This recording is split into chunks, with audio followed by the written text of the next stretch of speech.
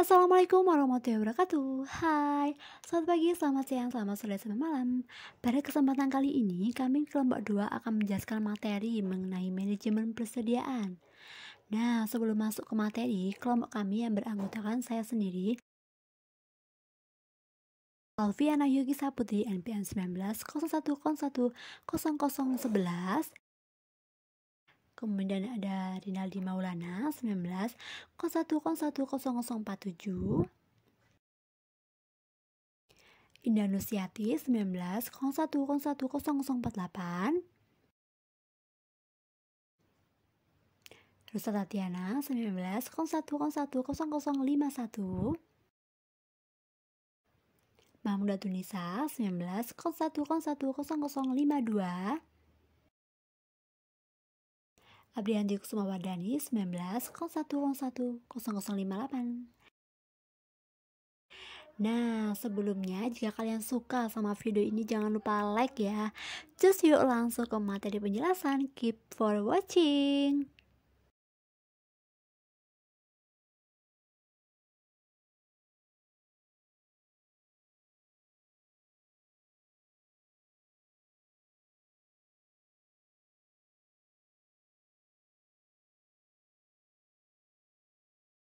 Pentingnya persediaan. Persediaan sendiri memiliki arti, yaitu salah satu aset termahal dari banyak perusahaan yang mencerminkan sebanyak 50% dari total modal yang diinvestasikan. Di satu sisi, sebuah perusahaan dapat mengurangi biaya dengan mengurangi persediaan. Di sisi lainnya, produksi dapat berhenti dan pelanggan merasa tidak puas ketika suatu barang tidak tersedia di dalam perusahaan tersebut. Tujuan manajemen persediaan sendiri adalah untuk menentukan keseimbangan antara investasi persediaan dan pelayanan pelanggan. Dalam sebuah organisasi memiliki beberapa jenis sistem perencanaan dan sistem pengendalian persediaan. Seperti halnya bank memiliki metode untuk mengendalikan persediaan uang tunai. Kemudian rumah sakit memiliki metode untuk mengendalikan persediaan darah dan obat-obatan.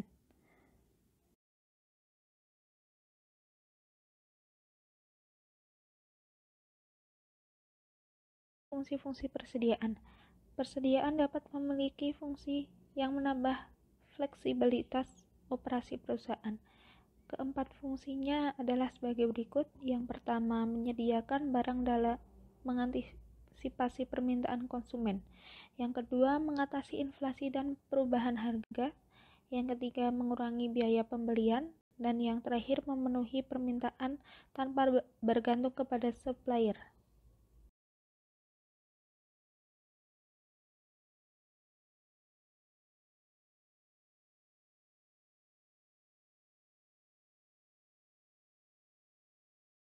Jenis-jenis persediaan. Untuk menjalankan fungsi persediaan, perusahaan harus memiliki 4 jenis persediaan diantaranya. Yang pertama, persediaan bahan mentah. Yang kedua, persediaan barang dalam proses. Yang ketiga, persediaan MRO atau perlengkapan pemeliharaan, perbaikan, dan operasi. Dan yang terakhir, persediaan barang jadi. Yang pertama, persediaan bahan mentah atau raw material inventory adalah persediaan yang dibeli tetapi tidak diproses. Persediaan ini dapat digunakan untuk memisahkan para pemasok dari proses produksi.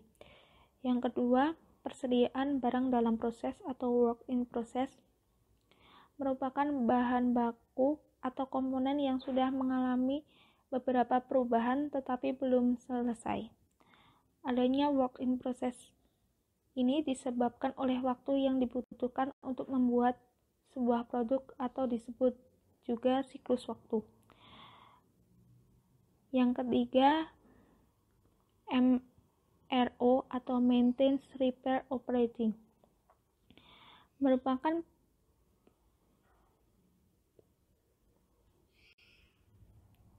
persediaan yang disediakan untuk perlengkapan pemeliharaan, perbaikan, atau operasi yang dibutuhkan untuk menjaga agar mesin dapat berproses secara produktif. MRO tersebut tetap ada karena kebutuhan dan waktu pemeliharaan dan perbaikan beberapa peralatan yang tidak dapat diketahui.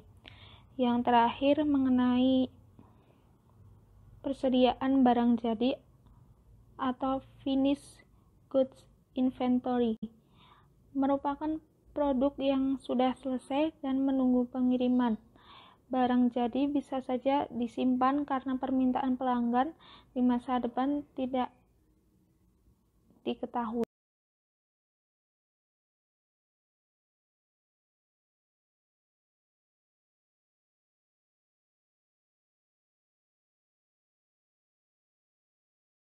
Analisis ABC adalah metode untuk membagi persediaan di tangan ke dalam 3 kelompok berdasarkan volume tahunan dalam jumlah uang.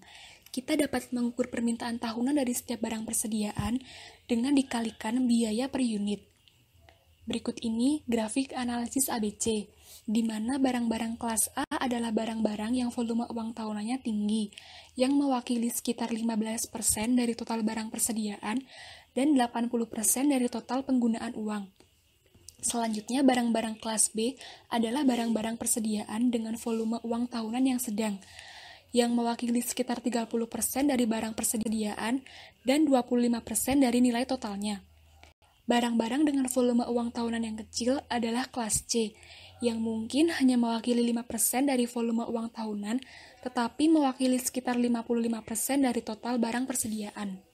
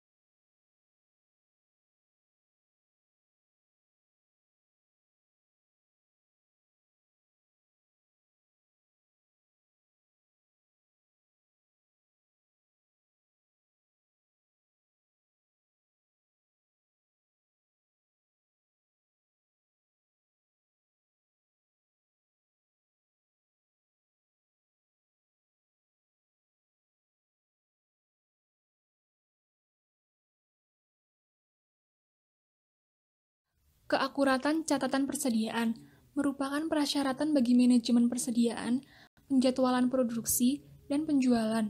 Keakuratan ini bisa dipertahankan dengan sistem periodik atau sistem preptual. Sistem periodik sendiri memerlukan pemeriksaan persediaan secara teratur untuk menentukan kuantitas persediaan di tangan. Sistem periodik memiliki kelemahan, yaitu kurangnya pengendalian antara tinjauan dan perlunya membawa persediaan tambahan untuk melindunginya dari kekurangan persediaan. Selanjutnya, sistem preptual. Sistem ini menelusuri penerimaan dan pengurangan persediaan secara berkelanjutan. Penerimaan persediaan biasanya dicatat di Departemen Penerimaan dalam beberapa cara setengah otomatis. Contohnya, seperti pembaca kode patang dan pengeluaran persediaan dicatat saat barang meninggalkan ruang penyimpanan, atau di kasir transaksi penjualan.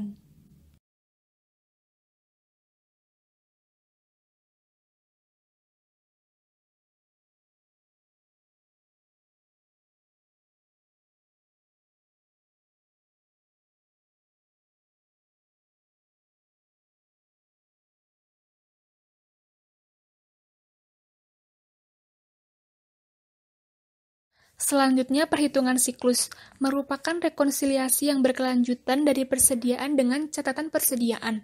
Perhitungan siklus biasanya menggunakan klasifikasi persediaan yang dilakukan melalui analisis ABC. Dengan prosedur perhitungan siklus ini, barang dihitung, lalu dicatat dan diperiksa, dan ketidakakuratan didokumentasikan secara periodik. Kemudian penyebab ketidakakuratan ditelusuri dan diambil tindakan perbaikan yang tepat untuk memastikan integritas sistem persediaan. Perhitungan siklus juga memiliki keuntungan. Yang pertama, menghilangkan penutupan dan penghentian produksi yang diperlukan untuk inventarisasi fisik tahunan. Yang kedua, menghilangkan penyesuaian persediaan tahunan. Yang ketiga, melatih personil audit dalam hal akurasi persediaan. Yang keempat, mengenali penyebab kesalahan dan mengambil tindakan. Yang kelima, menjaga keakuratan catatan persediaan.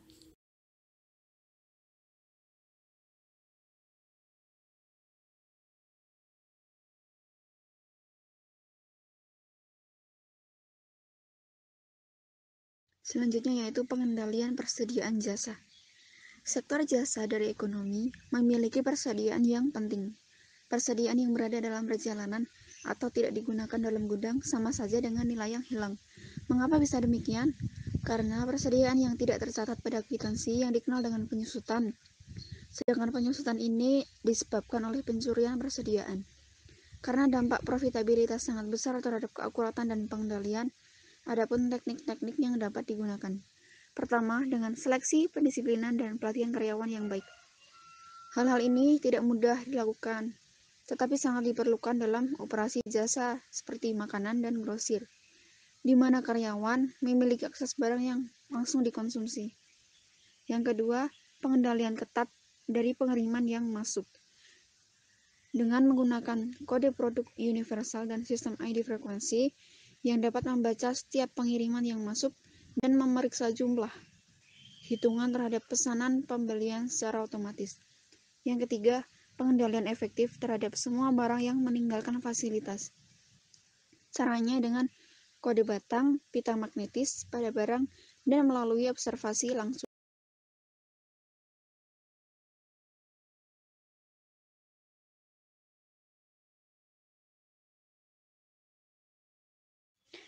Ada berbagai model dari persediaan dan biaya. Yang pertama berdasarkan permintaan jenis produk. Ada independen dan dependen. Independen artinya permintaan satu jenis material dan tidak terikat kepada material yang lain.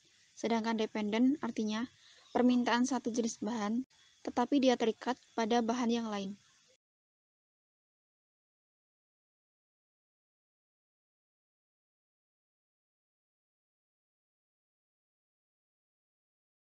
Biaya penyimpanan, pemesanan, dan pemasangan. Yang pertama, biaya penyimpanan atau holding cost. Biaya penyimpanan adalah biaya yang terkait dengan menyimpan atau membawa persediaan selama waktu tertentu. Jadi, biaya penyimpanan ini mencakup biaya dari barang yang usang dan biaya yang terkait dengan penyimpanan. Yang kedua, biaya pemesanan atau ordering cost. Biaya pemesanan ini mencakup biaya dari persediaan, formulir, pemrosesan pesanan, pembelian, dukungan administrasi, dan seterusnya. Kemudian yang terakhir ada biaya pemasangan atau setup cost. Biaya pemesanan ini dilakukan untuk mempersiapkan mesin atau proses untuk menghasilkan pesanan. Jadi ini menyertakan waktu dan tenaga kerja untuk membersihkan serta mengganti peralatan atau alat penahan.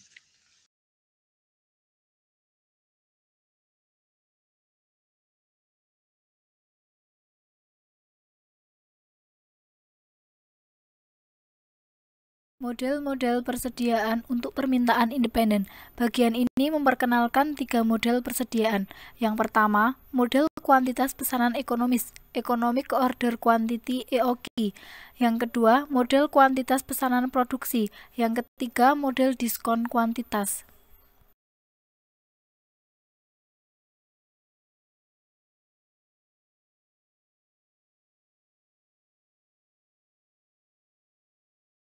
Penggunaan persediaan dalam waktu tertentu. Apabila jumlah maksimum persediaan yang dapat kita capai adalah Q, misalnya 500 unit, dan jumlah minimum persediaan adalah 0, kemudian jika persediaan digunakan atau dijual dengan tingkat yang agak stabil, maka rata-rata persediaan Q/2. Dari grafik penggunaan persediaan dalam waktu tertentu memiliki bentuk gigi gergaji. Q menyatakan jumlah yang dipesan. Jika jumlah ini adalah 500 baju, sejumlah baju itu tiba pada suatu waktu atau ketika pesanan itu diterima. Jadi, tingkat persediaan melompat dari 0 ke 500 baju dalam waktu sesaat. Maka tingkat persediaan naik dari 0 ke Q unit ketika suatu pesanan telah tiba.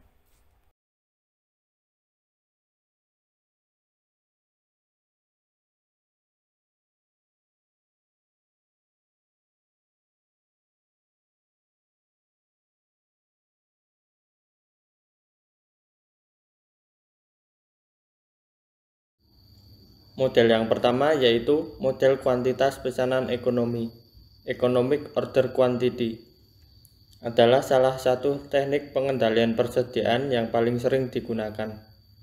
Dengan teknik ini, kita dapat meminimalkan total biaya pemesanan dan penyimpanan. Teknik ini relatif mudah digunakan, tetapi didasarkan pada asumsi berikut.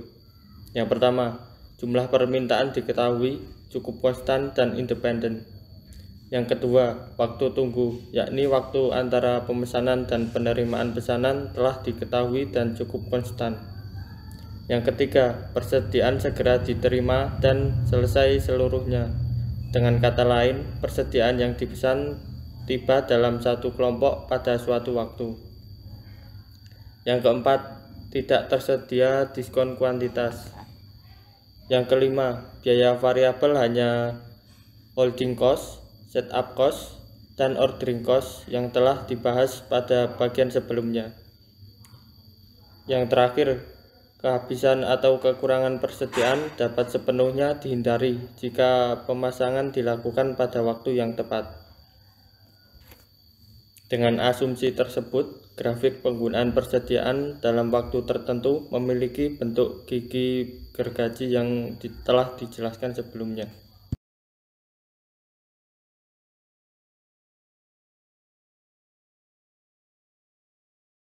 Model kuantitas pesanan ekonomi bila digambarkan dengan grafik sebagai berikut.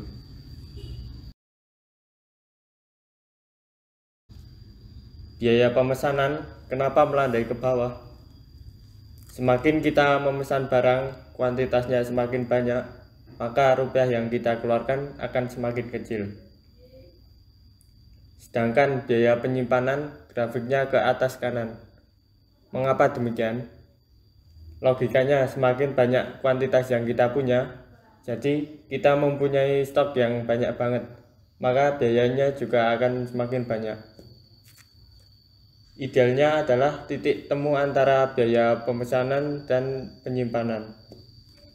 Kalau kita tarik lagi ke atas, inilah yang disebut EOQ, puncaknya. Ini adalah titik di mana kita dapat meminimalkan total biaya pemesanan dan penyimpanan.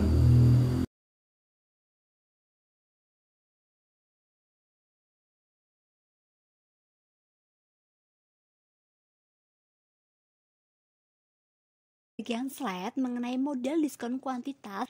Nah, diskon kuantitas atau disebut dengan quantity discount hanyalah pengurangan harga atau P atau price untuk suatu barang jika dibeli dalam kuantitas besar. Nah, hal tersebut dilakukan oleh banyak perusahaan guna untuk meningkatkan penjualannya. Nah, berikut kami paparkan mengenai contoh dari jadwal diskon kuantitas. Perhatikan tabel tersebut, harga normal suatu barang per unit senilai $5. Nah, jika dipesan sebanyak 1000 sampai 1999 unit dalam satu waktu, maka harga per unit suatu barang menurun menjadi $4,80. Nah, apabila kuantitas yang dipesannya pada suatu waktu lebih dari 2000 unit, maka harga per unit menurun menjadi $4,75.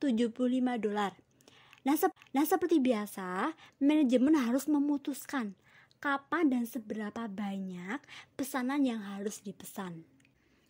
Memang benar, semakin besar diskon kuantitas, semakin rendah biaya produknya. Akan tetapi, biaya penyimpanan meningkat karena pesanannya besar. Jadi, hasil pertukaran utama ketika mempertimbangkan diskon kuantitas adalah antara biaya produk yang menurun dan biaya penyimpanan yang meningkat. Ketika kita menyertakan biaya produk, persamaan total biaya persediaan tahunan, nah dapat dihitung sebagai berikut. Total biaya sama dengan biaya pemesanan ditambah dengan biaya penyimpanan ditambah dengan biaya produk, atau PC atau inventory total cost sama dengan D atau permintaan tahunan dalam unit dibagi dengan quantity jumlahnya dikali dengan S atau biaya pemesanan ditambah dengan Q atau quantity dibagi dengan 2 dikali dengan H atau B penyimpanan per unit per tahun ditambah dengan P harga per unit dikalikan dengan D atau domain permintaan ya.